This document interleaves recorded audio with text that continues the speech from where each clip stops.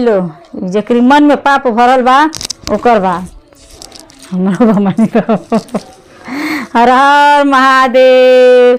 मैया भवानी की, हमारे सनातन धर्म की सभी देवी देवता को चरणों में प्रणाम बा, सभी गुरु भाई बहनों के चरणों में प्रणाम बा। हमारा नमस्कार कर लो। आज जौन में गलती हुई जरूर माफ़ करम लो, माफ़ नहीं किलो करते ही से सब्सक्राइब नहीं किलो करत, सब्सक्राइब करम लो।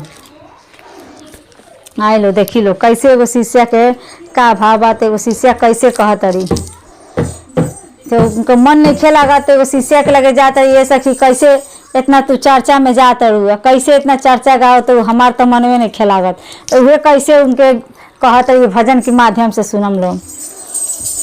चर्चा में मनवा लागत नहीं खे, चर्चा में मनवा लागत नहीं खे, मन में भरल पाप शिव कहाँ से मिली है ना, जे कर मन में नहीं खे साफ शिव कहाँ से मिली है ना, जे कर मन में नहीं खे साफ शिव कहाँ से मिली है ना।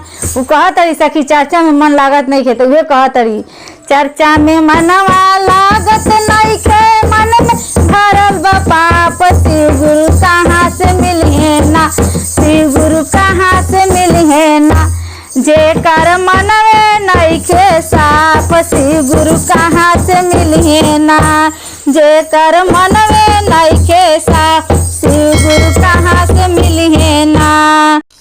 मनवा करेल दिन रात गुरु के चर्चा करती एक दूसरे के साथ, मनवा करेल दिन रात गुरु के चर्चा करती एक दूसरे के साथ, मनवा में कितना भरल व पाप, हम मन में कितना भरल व पाप शिव गुरु जानते बारे ना, मन में कितना भरल व पाप शिव गुरु जानते बारे ना, जे कर दिल में नहीं खे साफ शिव गुरु कहाँ से मिली है ना, जे कर मन में नहीं खे साफ शिव गुरु कहाँ से मिली है ना, जे कर दिल में नहीं खे साफ शिव गुरु कहाँ से मिली है ना। मालावा जपबा हमरा मन अगुताला, मनवा जपत हमरा मन अगुताला, चर्चा करे कह के मन घबराला, चर्चा कहत के मर मना घबराला, कहे खातिर करे लेकिन मन में भरल बापा शिव गुरु कहाँ से मिली है ना, कहे खातिर माना करे लेकिन मन में भरल बाप शिव गुरु कहाँ से मिली है ना, जे कर मन में नहीं खे साफ शिव गुरु कहाँ से मिली है ना, जे कर मन में नहीं खे साफ शिव गुरु कहाँ से मिली है ना। चर्चा में मना लागत नहीं खे, मन में भरल पाप शिव गुरु कहाँ से मिली है ना, चर्चा में मनवा लागत नहीं खे, मन में भरल पाप शिव गुरु कहाँ से मिली है ना, जे कर मन में नहीं खे साफ शिव गुरु कहाँ से मिली है ना।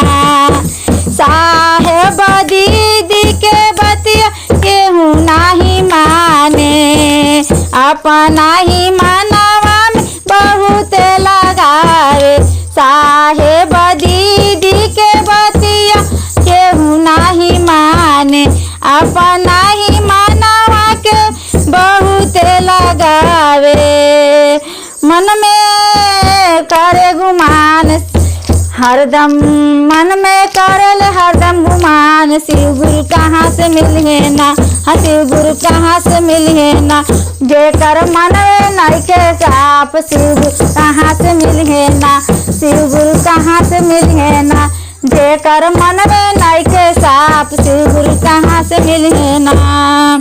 देखी लो आदमी आदमी से घमंड कर ला तब भगवान खुश ना रहेनी, बेमतलब के आदमी केहू से भी घमंडी बात करेला घमंड रहेला तो भगवानों खुश ना रहेनी। तो देखी लो वैसे उनके मन में घमंड रहता भगवानों से लोगों से, तो कैसे कहते, तो वे कैसे वो शिष्या के समझाओ तरी। चर्चा में मनवा लागत नहीं खे, मन में भरल पाप शिव गुरु कहाँ से मिली है ना, जे कर मन में नहीं खे साफ शिव गुरु कहाँ से मिलिए ना। जेकर दिल नइखे साफ शिव गुरु कहाँ से मिलिए ना। चर्चा में मनवा लागत नइखे मन में भरल बपा शिव गुरु कहाँ से मिलिए ना। जेकर मन नइखे साफ शिव कहाँ से मिलिए ना। पहिला में दया मंगनी दूसरा में चर्चा। पहिला में दया मंगनी तीसरा में चर्चा। दूसरा में चर्चा तीसरा में नमो शिव प्रणाम शिव गुरु कहाँ से मिलिए ना। हाँ शिव गुरु कहाँ से मिलिए ना। जेकर दिल नइखे साफ शिव गुरु कहाँ से मिलिए ना। जेकर दिल नइखे साफ शिव गुरु कहाँ से मिलिए ना।